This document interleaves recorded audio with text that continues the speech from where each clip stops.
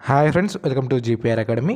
Okay friends, ఇప్పుడు మనం SSC GD constable సంబంధించిన previous year general knowledge and general awareness సంబంధించిన 20 క్వశ్చన్స్ చూడడం జరుగుతుంది. ఇది పార్ట్ 13 ఫ్రెండ్స్. లాస్ట్ 12 పార్ట్స్ చూడకపోతే కింద డిస్క్రిప్షన్ లింక్ ఉంటుంది, వెళ్ళి చూడండి. ఓకే క్వశ్చన్ పేపర్ ఎప్పటిది అంటే 2023 1వ నెల 12వ తారీఖు జరిగిన పేపర్ ఫ్రెండ్స్. ఇది షిఫ్ట్ 4కు సంబంధించిన పేపరు. ఇది ఎప్పుడు టైమింగ్ అంటే 5:15 నుంచి 6:15 మధ్య జరిగిన పేపర్ ఫ్రెండ్స్. ఇది షిఫ్ట్ 4. ఆల్రెడీ షిఫ్ట్ 1, 2, 3 అప్లోడ్ చేశాను ఫ్రెండ్స్. వెళ్ళి చూడకపోతే వెళ్ళి చూడండి. ఓకే కొత్తగా ఛానల్ని చూస్తున్న వారైతే ప్లీజ్ సబ్స్క్రైబ్ చేసుకోండి, బెల్ ఐకాన్ యాక్టివ్లో ఉంచుకోండి. ఓకే ఫ్రెండ్స్, ఇంకా లైక్ చేయకపోతే లైక్ చేయండి ఫ్రెండ్స్. మీరు లైక్ చేస్తే మీలాంటి అభ్యర్థులకు అందరికి చేరుతుంది కాబట్టి please like this video friends. Okay, మనం డైరెక్ట్ టాపిక్లోకి వెళ్ళిపోదాం ఫ్రెండ్స్. ఓకే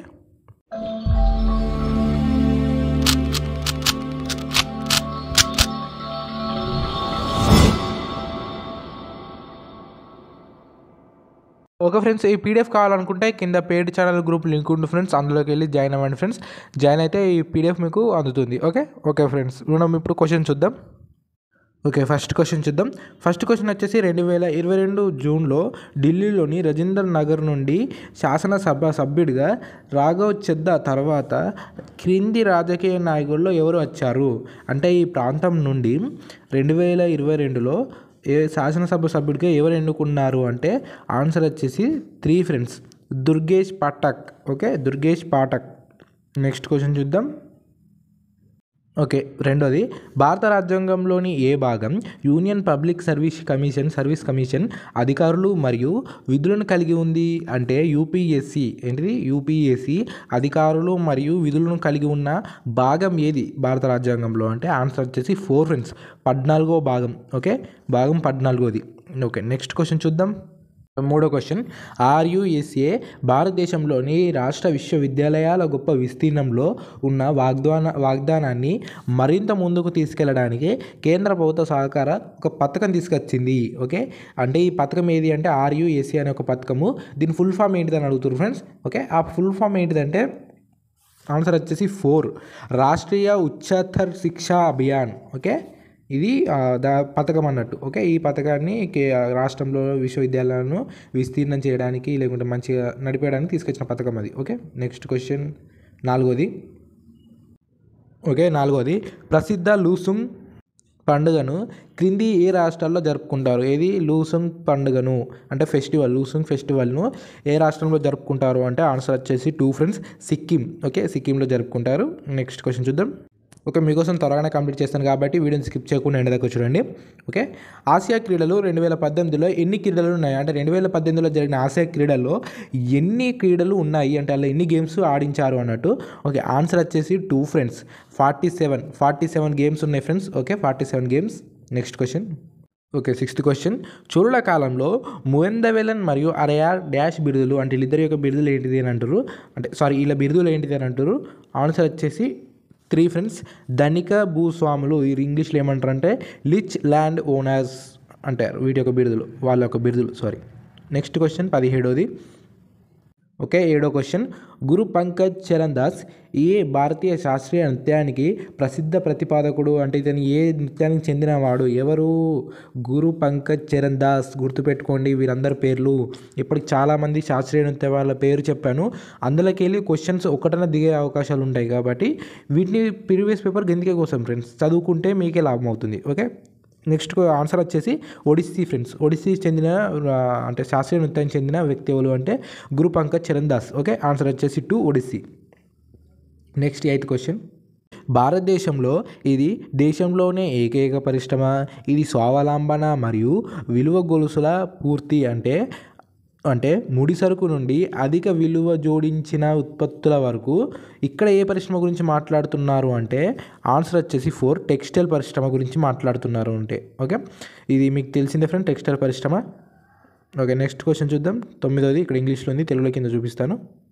క్రింది వారిలో ఖుదాయి ఖిద్మత్ గరజ్ అహింసా ఉద్యమ స్థాపకుడు ఎవరు అంటే ఆన్సర్ వచ్చేసి ఖాన్ అబ్దుల్ గఫూర్ ఖాన్. నెక్స్ట్ క్వశ్చన్ చూద్దాం. 10ది. సైక్లోస్టోమ్లో దవడలు లేనివి అంటే వీటిని ఏమంటారు అంటే ఆన్సర్ వచ్చేసి 1 సకశేరు కాలువ అంటారు. సకశేరు కాలువ అంటారు. మీకు అందరూ తెలిసిందే సకశేరు కాలువ అంటే. Next question 11ది. భారతీయ నగర యొక్క మొదటి పూర్తి జనాభా గణనను 1830లో డాష్లో నిర్వహించారంటే ఎక్కడ అంటే ఆన్సర్ వచ్చేసి 2 హెన్రీ వాల్టర్. దీని గురించి కొంచెం వివరాలు చూస్తే కింద ఉంది ఫ్రెండ్స్. ఓకే, అంటే భారతీయ నగరం ఇక్కడ ఒక పడింది. భారతీయ నగరం యొక్క మొదటి పూర్తి జనాభా గణనను 1930లో కనిపిస్తలేమో 1930లో హెన్రీ వాల్టర్ నిర్వహించారు. ఎక్కడ అంటే ఢాకాలో హెన్రీ వాల్టర్ నిర్వహించారు. ఓకే, 1830లో. ఓకే 12వది జాతీయ అభివృద్ధి మండలి అంటే ఎన్డీసీ భారతదేశంలో డాష్లో ఏర్పాటు చేయబడింది అంటే జాతీయ అభివృద్ధి మండలి ఎన్డీసీ ఎప్పుడు స్థాపించబడింది అంటే ఆన్సర్ వచ్చేసి 3 ఫ్రెండ్స్ 1952 1952లో ఇది స్థాపించబడింది. ఓకే, నెక్స్ట్ క్వశ్చన్ చూద్దాం. ఓకే 13వది నవంబర్ 2021లో క్రింది వారిలో ఎవరు నృత్య కళలో చేసిన కృషికి పద్మశ్రీ గెలుచుకున్నారు? దేనికి కృషికి చేసినందుకు? నృత్యంలో. ఓకే, ఆన్సర్ వచ్చేసి 2 friends Manjamma Jogati. Next question గుర్తుంచుకోండి పేర్లు. 14వది జూన్ 2022లో రీసెర్చ్ అండ్ అనాలజీ వింగ్ ఏమంటారు? రా అంటారు. ఓకే, చీఫ్గా ఎవరి పదవీ కాలం 1 సంవత్సరం పొడిగించబడింది అంటే 1 సంవత్సరం పొడిగించారు అతని కాలం. ఓకే, ఆన్సర్ వచ్చేసి 1 friends Samant Goyal. Okay, Samant Goyal. Next question చూద్దాం. 15వది వ్యక్తిగత డిస్పోజబుల్ ఆదాయానికి సంబంధించిన క్రింది వాటిలో సరైనది ఏది అంటారు? ఆన్సర్ వచ్చేసి 2 ఫ్రెండ్స్ వ్యక్తిగత పునర్వినియోగపరచబడిన ఆదాయం = వ్యక్తిగత ఆదాయం మైనస్ వ్యక్తిగత పన్ను చెల్లింపులు మైనస్ పన్నుయేతర చెల్లింపులు. ఓకే, దీనికి ఈక్వల్ అన్నట్టు. నెక్స్ట్ క్వశ్చన్ 16వది క్రింది మూలకాలలో ఏది తక్కువ పరమాణు వ్యాసార్థాన్ని కలిగి ఉంది అంటే ఆన్సర్ వచ్చేసి 3 ఫ్రెండ్స్ ఆక్సిజన్. ఓకే, కింద 17వ చూపిస్తాను ఫ్రెండ్స్, ఇంగ్లీష్లో, తెలుగులో కింద చూపిస్తాను. ఓకే, క్రింది ఏ అంతర్జాతీయ ఒలింపిక్ సెషన్లో థామస్ బస్ యొక్క ఒలింపిక్ ఎజెండా 2020+5 చర్చించబడ్డాయంటే ఏ సెషన్లో చర్చించబడ్డాయి అంటే 137వ సెషన్ వర్చువల్గా నిర్వహించబడింది. అంటే వర్చువల్గా అంటే వీడియో కాన్ఫరెన్స్లో అలా నిర్వహించబడింది అన్నట్టు వర్చువల్గా. ఓకే, నెక్స్ట్ క్వశ్చన్ చూద్దాం. ఓకే 18వది పశ్చిమ భారతదేశాన్ని చుట్టుముట్టిన నీటి ప్రాంతం ఏది? ఆన్సర్ వచ్చేసి 1 అరేబియా సముద్రం. ఓకే, నెక్స్ట్ క్వశ్చన్ 19వది మొదటి పంచవర్ష ప్రణాళిక లక్ష్యం ఏంటిది? పంచవర్ష ప్రణాళికలు ఇంపార్టెంట్ అని మీకు చెప్తూనే ఉన్నాను ఫ్రెండ్స్. వీటి కోసం సపరేట్ వీడియో క్రియేట్ చేశాను, వెళ్ళి చూడకపోతే చూడండి. ఓకే, దీని యొక్క లక్ష్యం ఏంటిదంటే ఆన్సర్ వచ్చేసి 3 వ్యవసాయాన్ని అభివృద్ధి చేయడం. ఓకే, ఫస్ట్ పంచవర్ష ప్రణాళిక 1951. ఓకే, ఇప్పుడు జరిగింది. ఇది ఎప్పటి వరకు జరిగిందంటే 1956 వరకు జరిగింది.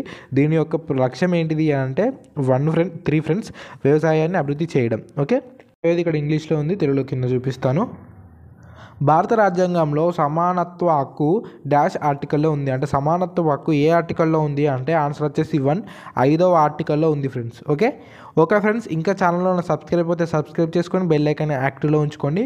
ఈ పీడిఎఫ్ కావాలనుకుంటే కింద పేడ్ టెలిగ్రామ్ గ్రూప్ లింక్ ఉంటుంది ఫ్రెండ్స్, అందులోకి వెళ్ళి జాయిన్ అవ్వండి. Okay friends, bye.